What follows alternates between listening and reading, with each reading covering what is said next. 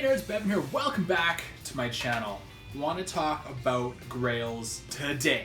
If you're in the toy community, you know what a holy grail is when it comes to collecting.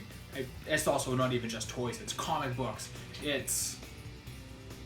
don't even know what other people collect besides toys and comic books. But the holy grail is something that you strive to achieve that is not necessarily within your reach, that you have to put out an exorbitant amount of money to achieve something that's super rare. You know, the list goes on and on and on. There's different criteria for different kinds of collectors. But today, I want to talk about my top 5 Grail toys when it comes to wrestling figures. So as you can see over my left shoulder here, this is my wrestling figure collection.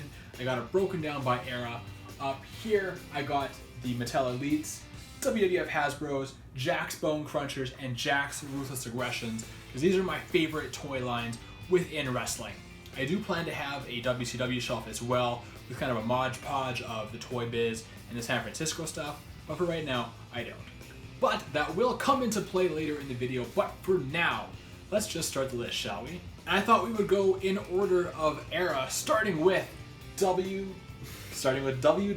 Hasbro figures. Let's start with the Kona Crush.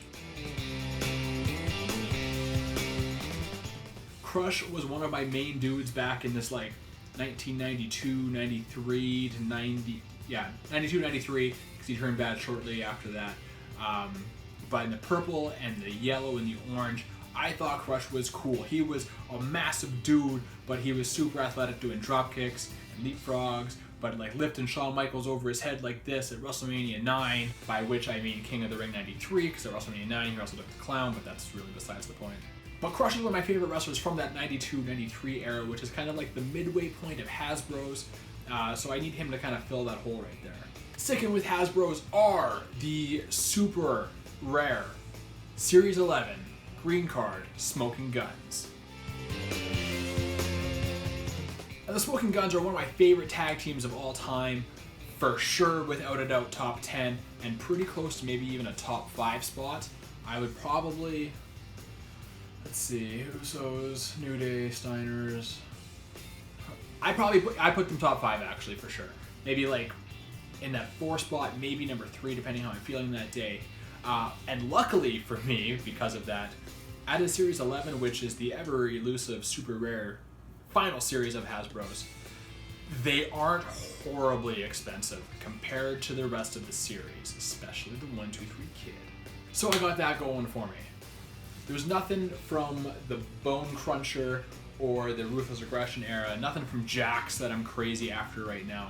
I got a lot of spots to fill, but there's nothing that's like ridiculously expensive or rare that I need to like really fight for and save up for. Nothing like that for Jakks. But WCW Toy Biz, I mentioned them earlier, they have the Evolution of Sting box set.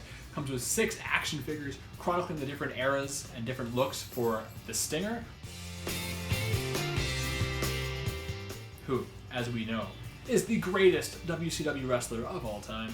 But you got like, what is it? Surfer Sting, Surfer Sting, Surfer Sting, there's a Crow Sting, maybe there's a brown hair Sting. I don't know, there's a picture here somewhere for you guys to take a look at. I forget what they all are for figures, but there's 6 of them, and that's fucking cool. And then we get to WWE Mattel. I don't collect the throwback figures, the classic superstars, a whole lot, because that's kind of where the more expensive figures come in. Because like a Roman Reigns, there's 900 of him, there's 645 Seth Rollins, 792 AJ Styles. So like current guys, they're in abundance. Those figures aren't rare. Where the big money ticket comes in is with like the classic superstar throwback figures. I got 2 on the list because I have specific collections for those wrestlers, starting with the Defining Moments John Cena figure.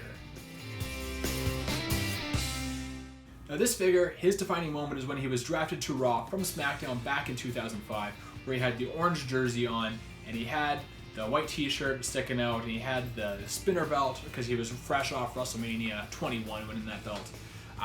And this is just a great figure for my John Cena collection, which is not very big right now. I don't even have a specific section for John Cena yet, because I have the Elite right here, the Ruthless Aggression here, but I do want to have my own specific John Cena shelf because this dude is my hero.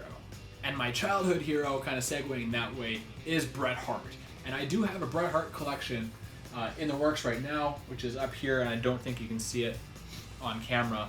And I do have the Hasbro here as well. That is with the Hasbros, not the Bret Hart series, obviously. But to go with my Bret Hart collection, I need the all pink Ringside Collectibles exclusive Bret the Hitman Hart. This thing is probably the most expensive on the list if I had to take a guess, which is unfortunate because maybe it's the figure I want the most on the whole list too. But man, this figure just looks so good with the all pink. I love the all pink when it comes to Bret Hart. I think it's one of my favorite looks for him because he had like the classic black top, pink pants, and then the inverse, which was the pink top, black pants that I just said. Yeah, no, that's right. That's the inverse. Black up top, pink on the bottom is kind of like the classic Bret Hart. Then you have the inverse for every once in a while. He has the all black from a couple of big events, and then of course the all pink. I think the all pink is my favorite look for Bret Hart, which is why I need this figure. So I'm hoping maybe Mattel will re-release it, but probably not. They don't tend to do things like that for guys like me. So there you have it, YouTube and Fig Life community. Those are my top 5 very kind of unattainable wrestling figures on my list right now that I want to get to fill all the big collection holes that I got. If you follow me on Instagram, which you can, at Bevan Boychuk, you know the toy room is pretty much like 88% complete. I just put that on my story today. It's coming together nicely. I gotta fold some laundry. I gotta, organize a couple more shelves. But other than that, like it's pretty much done. So maybe I'll do a toy room video here in the next video. If not, for sure in the next... Jersey, I'm doing a YouTube video! Stop barking, please! So maybe... Girls! Girls!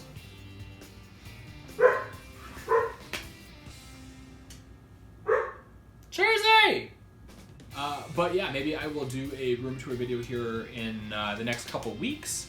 I'll get some, some art, some posters put up on the wall to really bring it together.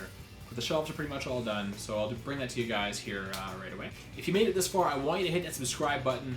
I want you to also maybe check out my Patreon, which I've linked down below as well. I don't have any patrons. I don't push it. This is actually the first time I've ever mentioned it in a video out loud, I think. I usually have the little header up here early in the video, but no one clicks on it. But not the point. Check it out if you want. I got very small tiers, $1, $2, $5. Just as, upgrade the channel a little bit, maybe put out some extra content with what I can. But that's all I got for you right now. So until next time, folks, I'll see you next time, folks.